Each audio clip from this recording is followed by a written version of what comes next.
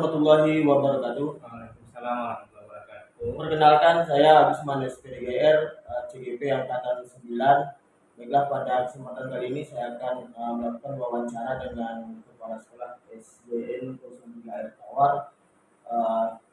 Ya, Assalamualaikum Pak. Waalaikumsalam Pak Agus. Apa kabar Pak? Alhamdulillah sehat. Bagus ya. Alhamdulillah sehat Pak. Oke. Terima kasih Pak sebelumnya kesempatan yang Bapak berikan. Dalam rangka membantu tugas saya nih Pak di modul 3.1 tentang tugas mewawancarai kepala sekolah. Kita sama-sama sharing aja Pak Agus ya. Iya Pak. Baik Pak. Mungkin langsung saja nih Pak. Iya. Yang pertama yang ingin saya tanyakan kepada Bapak, bagaimana cara Bapak mengidentifikasi sebuah permasalahan itu termasuk dalam kategori dilema etika atau termasuk rujukan moral? Ya, Pak Agus, permasalahan di sekolah kan tentu banyak sekali ya. Setiap sekolah ada permasalahan-permasalahan yang dihadapi. Nah, terkait masalah dilema etika dan rujukan moral tentu tidak terlepas dari aspek itu. Yang pertama, dilema etika itu tentu kita ada hubungannya terhadap permasalahan yang sama-sama benar, yang mana kita bisa melihat mana masalah yang harus kita ambil atau jadikan skala prioritas. Sedangkan rujukan moral, nah ini tentu terkait kepada masalah benar salah. Nah, tentu kita kembali melihat persoalan tersebut sebab penyebabnya, kemudian kira-kira solusi apa yang bisa kita tawarkan dari permasalahan itu sehingga kebijakan-kebijakan yang kita ambil ini lebih tepat. Nah, kira-kira seperti itu. Iya. Berarti dilema etika ini Pak ya, berarti dia sama-sama benar gitu. Iya, sama-sama. Karena kalau rujukan moral itu ada salah satunya yang melanggar aturan ya. Iya. Yang harusnya tidak dilanggar. Kemudian Pak, kira-kira bagaimana cara Bapak untuk memutuskan sebuah permasalahan ketika permasalahan itu yang tadi sama-sama benar atau sama-sama mengandung nilai kebajikan? Kira-kira bagaimana cara mengambil keputusannya di sekolah Bapak? Ya, kalau di sekolah saya, terutama saya pribadi, tentu tadi yang seperti saya katakan, saya selalu melihat skala prioritas dan kira-kira hasil dari solusi yang saya berikan ini seberapa besar manfaatnya terhadap penyelesaian masalah tersebut. Jadi kalau memang ada dua permasalahan yang sama-sama benar, ya, maka kita lihat prioritasnya yang mana. Tapi dengan catatan tidak menyampingkan salah satu pihak. Dalam arti tetap kita selesaikan kedua-duanya. Tetapi yang paling utama adalah yang skala prioritas yang paling penting untuk diselesaikan terlebih dahulu itu yang kita ambil. Kalau saya seperti itu Pak. Oke Pak, jadi bisa saya simpulkan caranya adalah mengambil keputusan itu dengan memikirkan skala prioritasnya, dan manfaatnya yang tidak menyampingkan prinsip-prinsip keadilan tadi. Iya. Terima kasih Pak. Selama ini Pak, langkah-langkah atau prosedur seperti apa yang biasanya Bapak lakukan dalam menyelesaikan masalah? Ya, kalau selama ini yang saya rasa efektif, yang pertama tentu setiap ada masalah saya harus kenali dulu, identifikasi dulu faktor atau masalah penyebab dari masalah tersebut. Setelah itu saya akan coba mencari solusi dari permasalahan tersebut, tentunya dengan bisa berkolaborasi dengan rekan-rekan atau kawan-kawan yang pernah menghadapi masalah yang sama dengan hasil yang maksimal. Dan terakhir, selalu saya lakukan evaluasi untuk melihat sejauh mana keberhasilan dari solusi yang telah diberikan. Oke, berarti ada identifikasi, ya. Ada kolaborasi sama rekan kerja, Bapak di bawahannya, ya. Gitu ya. Yang terakhir tetap dievaluasi. Iya, dan ada evaluasi. Iya.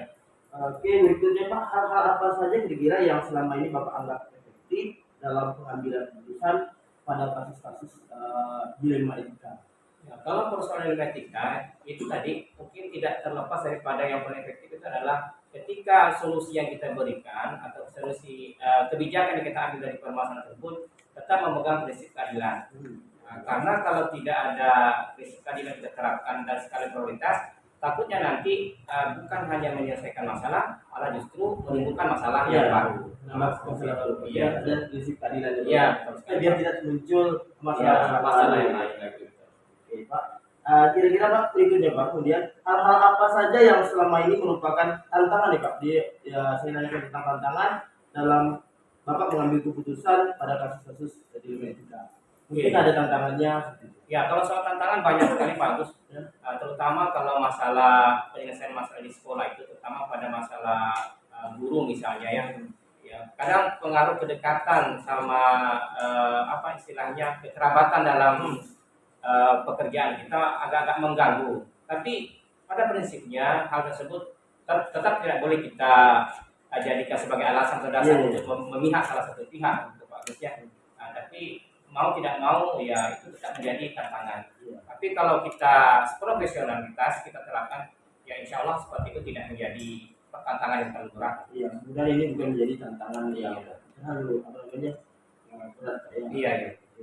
Mungkin ya Pak, dalam menyelesaikan masalah ini, kasus ini, kira Bapak mempunyai jadwal tertentu untuk menyelesaikan masalah ini atau langsung diselesaikan pada saat itu juga?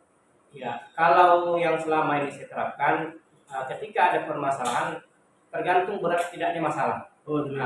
Ketika permasalahan itu memang bisa diselesaikan pada saat itu, maka saya selesaikan, sehingga tidak menjadi momok untuk masalah atau beban kerja selanjutnya. Tapi apabila permasalahan itu yang cukup berat, maka saya kembali lagi pada tahap mulai dari identifikasi masalah, kemudian kolaborasi, sharing dengan kawan, kemudian melakukan memberikan solusi dan pengawasan. Ya, tapi tentu kita berharap setiap ada masalah, ya ketika timbul selesaikan dengan cepat. Seperti itu. Berarti tergantung dari permasalahan yang berat atau tidak. Iya, betul. Yang bisa langsung diselesaikan, selesaikan. Iya, walaupun tidak berarti harus. Ya, tentu mungkin mempunyai Pak. Iya, Di lain hari Pak ya. Betul. Oke Pak. Kemudian Pak, selama ini adakah seseorang atau faktor-faktor yang mempermudah Bapak dalam menyelesaikan kasus-kasus yang terjadi dengan Bapak atau kasus? Ya.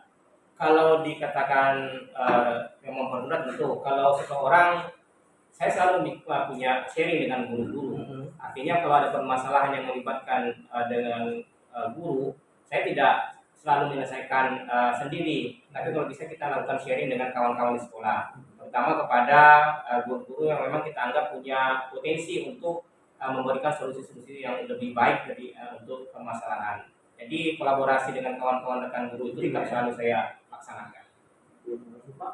Sharing dengan guru yang dirasa punya potensi solusi yang lebih betul sekali. Oke, ini mungkin yang terakhir Pak. Dari semua yang Bapak sampaikan tadi, adakah pembelajaran yang Bapak ambil dari cerita Bapak tadi menyelesaikan permasalahan di sekolah?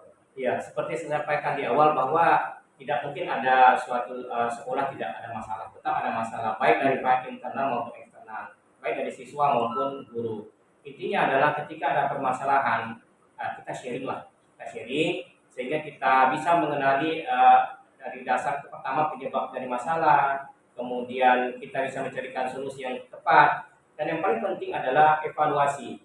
Setelah memberikan masalah tersebut, apakah sudah menyelesaikan masalah atau malah justru menimbulkan masalah baru. Apabila bisa menyelesaikan masalah, maka itu kita bisa jadikan sebagai modal apabila suatu saat masalah tersebut timbul yang sama, bisa kita lakukan solusi yang sama pula. Kira-kira seperti itu. Terima kasih Pak.